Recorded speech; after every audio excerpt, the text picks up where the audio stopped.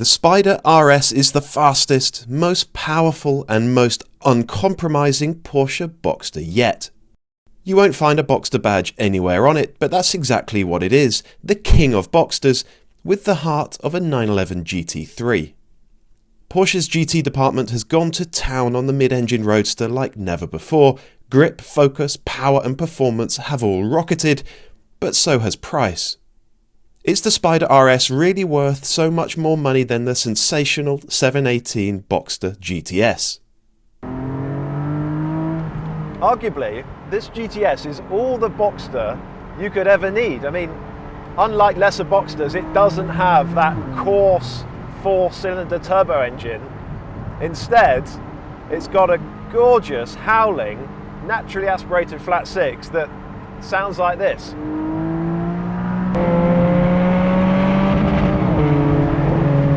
Yeah, it's a lovely engine, this one. It's not a full Porsche Motorsport engine at all, but it's a honey, and it matches this car so well. It's got good low down torque, it's really strong through the mid-range, it spins all the way to pretty much 8,000 RPM, and it's not the most vocal engine. It doesn't really scream like a full Porsche Motorsport engine. Instead, it just sounds lovely. It's really tuneful. It's a sort of slightly restrained, cultured soundtrack. I love it. PDK gearbox in this one, 7 speeds. You can't fault PDK really. It works so effectively. It's just not a manual, is it? The 4-litre flat six produces 400 horsepower, and if you prefer you can spec a manual gearbox and change gears yourself. The GTS costs £75,300, not cheap, but you're getting more than just that engine for your money. This really is one of the great modern sports car chassis. It's a peach. The balance is gorgeous. The ride is exceptional. This is a sports car on big wheels, yet the ride is so smooth, it's so serene. It deals with a bumpy road beautifully. We've got really good solid body control, but it's not so locked down that you don't feel the car working beneath you. The steering is pin sharp, good weight to it as well, good rate of response. Yeah, it's actually a pretty flawless chassis, and it means that with that engine, this car is so sweet to drive. I'm also glad that today it's barely above freezing. Earlier this morning it was -3 degrees up on this road.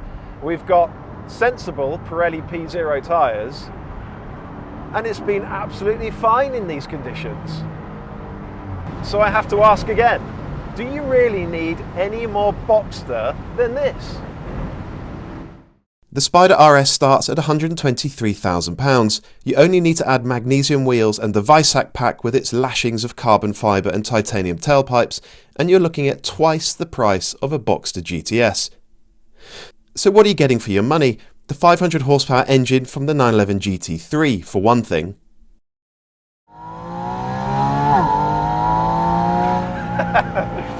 This motor will be remembered as one of the greats. It is that good. Woo. But do you know, in this Spyder RS, you've got those air intakes just over your shoulders. So they give the engine a very particular sound. It's a very tinny kind of sound, not what you expect from a Porsche really. I don't think I love it, to be honest.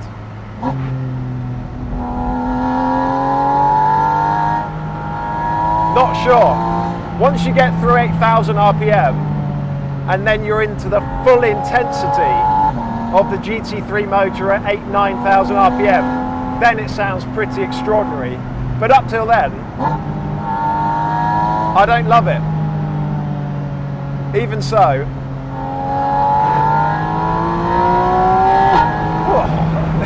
It's a stunning engine.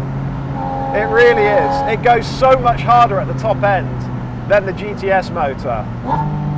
Arguably, the GTS engine feels a bit torquier low down, which would make sense because this one produces a lot more power at the top end from the same displacement. So you do have to work this engine harder than the GTS's. But that's fine because certainly once you're right at the top end, it's electrifying. I'm not sure this car really feels a whole lot faster than the GTS. Certainly not through the mid-range. Again, PDK, it's so snappy, so fast. But in the Spyder RS, it's the only option. You have to have paddles. Very short gearing gives the car a manic, frantic kind of quality.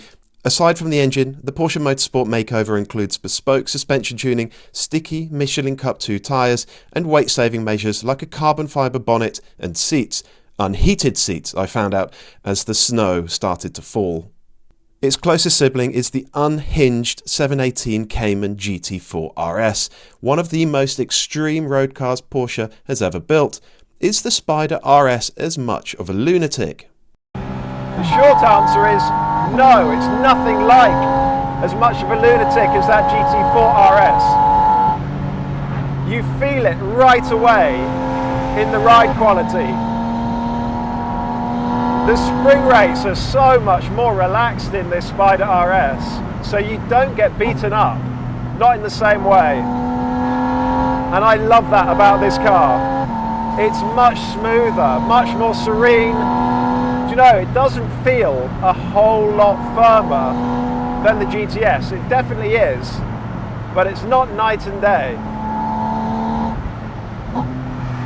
But then, because we have got more spring rate, we have got grippier tyres in theory, maybe not so much when it's 1.5 degrees and the roads are wet. But we do have a more connected kind of driving experience. There's more feel in the steering. There's more immediacy in the chassis. Sharper responses. There's almost no body roll. It's just a more intense kind of driving experience. I'm sure on a smooth road, on a summer's day, this would be an extraordinary car. It would be so sweet to drive. Even on Cup 2 tyres, it's very drivable. But yeah, this is clearly one of those cars that was built and engineered and designed with a very particular set of conditions in mind. Find those conditions and this would be a gorgeous car. More fun than the GTS? Do you know, it's really hard to say. It has got the engine, it has got those sharper responses. But I love the way the GTS seems to glide and flow down a road. I love that the engine does more in the mid-range. So most of the time, I suspect you're having just as much fun in the Boxster GTS. We're delighted to be working with PistonHeads, the UK's #1 performance and premium used car marketplace, now with a new online auction platform to complement the already bustling classifieds. More and more people are choosing to buy and sell their cars by online auction. PistonHeads' comprehensive auction listings are curated by professionals with in-depth descriptions and stacks of photographs. Bidders can ask sellers questions online and arrange viewings before bidding with confidence, thanks to the transparent listings. If you're looking to buy or you're just browsing, visit pistonheads.com/buy/auctions or click the link in the description to see what's live on the platform right now and what's sold recently. For sellers, you'll be reaching the largest audience of performance car buyers in the UK with PistonHeads. It's safe and hassle-free, and with a realistic reserve, you can be confident your car will have a new owner by a fixed date. No more dealing with scammers or tyre kickers. If you're thinking of selling your car on PistonHeads auction platform, visit pistonheads.com/sell/auctions or click the link in the description, and remember to tell them the Intercooler sent you. Andrew. Yes. Porsche 718 Spyder RS. This is essentially Porsche bidding farewell to the combustion engined Boxster. We think it is, don't we? Yeah, because there will be an all-new Boxster in the next year or two. Yes. It'll be electric only though. Yes. We think that you're going to be able to order a combustion, petrol-powered Boxster for a little while yet, but when the new one arrives, it will be all electric. And so, to bid farewell to Boxsters with piston engines, Porsche has given us this. Yep. The first Boxster with the full RS treatment. Yes. I mean, it's almost 500 horsepower of it. Yeah. If you think about the first one, Yeah. 1997, 6, Yeah. 204. Was it 204 204 horsepower? 2.5 litres. Gosh, so it's And come now a long you've got way. 4 litres, and 5 is 2.5 times the power. Yeah. So, what do you make of this Spyder RS? I mean, we have to acknowledge, don't we, that we haven't necessarily had the right conditions for this kind of car today. No. So we're standing here on the side of a Welsh mountain. Again, it is a degree or two above, which is the warmest it's been all day. It was -3 when we got here this morning. And this thing's on Michelin Pilot Cup 2 tyres, which, if anybody knows anything about these sorts of things, is not really the sort of thing you want to be on in these conditions. So if this was June and we're on the route Napoleon, Yes, lovely. it might be a slightly different conversation. But it's not. We're here. Are you sensing that Andrew has some reservations about this car? Do you? Do you really? I don't know how much of the game to give. I mean, the thing is, there is a danger of being unfair to it because of where we are and what we're doing. And, you know, you can look at another Boxster and you can think, well, it's so easy to get the hood up and down, and it's got seat heaters and it's got a seated steering wheel, and it's easy. And this isn't easy, is it? No. This requires you to make a time investment in it and to put up with an awful lot of stuff. The fact that, you know, that it's noisy, it doesn't have the low down torque of other things, and it's, you know, it's a very, very aggressive, in your face kind of car. It's not the sort of traditional touring type Boxster that we're used to. It is amazing. You put that power, I mean, a GT3 powertrain in a Boxster, and yeah, I mean, it's a mid-engine GT3. You can't really say much fairer than that. But if this, you see, the thing is, if we're having this conversation about Caymans and we had a GT4 RS and a Cayman GTS, I don't think we'd be having this conversation. But there's something about it being a Boxster which says to it, it's just a little bit less hardcore, and therefore I don't think it works as well in this as it does in a Cayman GT4 See, RS. I disagree with that. The Cayman GT4 RS gave me a headache. I prefer this to the RS. You haven't gone home in this yet. I came here this morning and I was, you know, I wasn't how pleased to get out of it, but I shall enjoy not going home in it. Oh, well, that's fair enough. I enjoyed how this didn't beat me up the way that the Cayman GT4 RS did. I'm not sure, I say this in the video, I'm not sure about the soundtrack. It's a mighty engine, but because you've got those air intakes over your shoulders, you get this raspy, tinny sound that actually isn't very tuneful to me, not until you're through 8,000 RPM. Yeah, you see, I disagree with that, because I think it sounds amazing. Particularly when you put it in PDK Sport and on the downshifts. I think it sounds incredible. Because it's got, obviously they shorten, one of the things they do is they shorten the gear. Very, very short ratios. And if you're just sitting there, coming here, you know, and wherever you go to drive this car, you've got to get there, which will, for almost everybody involved, sitting on a bit of road just going, nah. Yeah. And that's where it starts to grate on me a little bit. Whereas if you were in any other kind of Boxster, that wouldn't happen. Well, talking about other kinds of Boxsters. Yes. This is another kind of Boxster. The GTS. So again, well, it's got a 4-litre naturally aspirated flat six. Completely unrelated to the 4-litre naturally aspirated flat six in the Boxster park next to it. Yeah, and the characteristics of the engines are quite different, aren't they? So this makes 400 horsepower, that makes 500. So the upshot of that actually is that through the mid-range, you've got more torque in this one. This feels, in normal driving, it feels quicker than that. It does, yeah. To get that to go quicker than that, you've got to drive it the way that is designed to be driven. You've got to really, you know, down the gears, up the revs and go. But if you're just, there may be a bit of middle-aged man coming out here, but if you're just driving, this actually feels more responsive in the mid-range, doesn't it? Yeah, it gets going. The moment you put your foot down, it does get going, whereas that takes a moment to draw its breath. So I'm actually surprised at how much I enjoyed this one today, given that the conditions didn't suit it. Even so, I think ultimately this is a nicer car. This is the one that I would choose to have, and it's significantly less expensive. But I mean, that's the thing. That's the thing, isn't it? You know, they're not limiting the number of these that they're going to make. No. So you can't say, well, there's a price premium built into it because they're only going to make so many. Now, people always say, yeah, but you can't order them, and the dealers are always restricting the number of cars they get. I don't know whether that is particularly the case with this car, but you know, this is a 70 grand car. 75. This is 125. It's £50,000 more expensive. Yeah.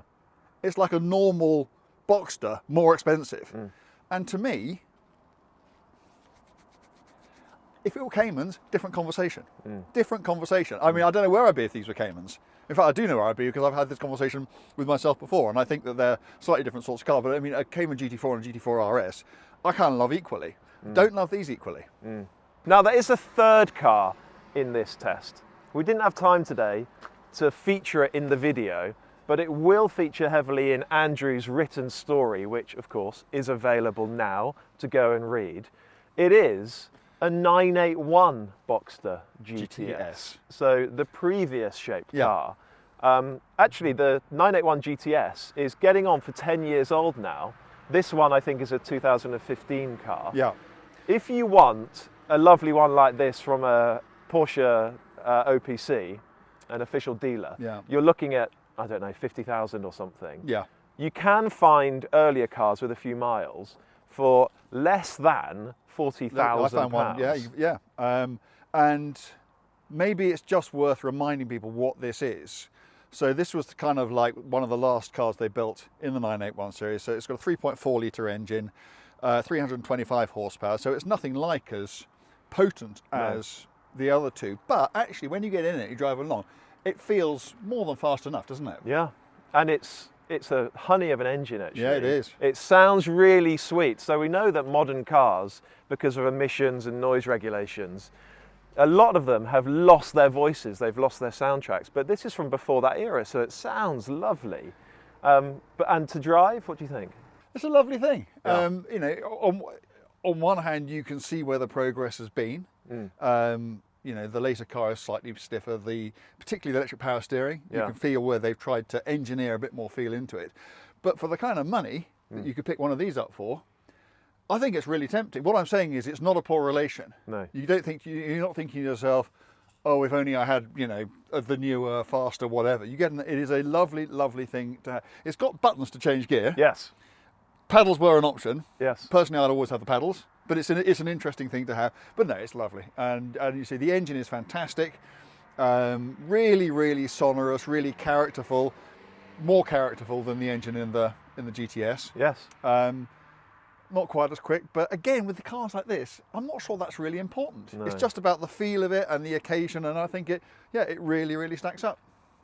There you go then. So that is a farewell to Porsche Boxsters with piston engines.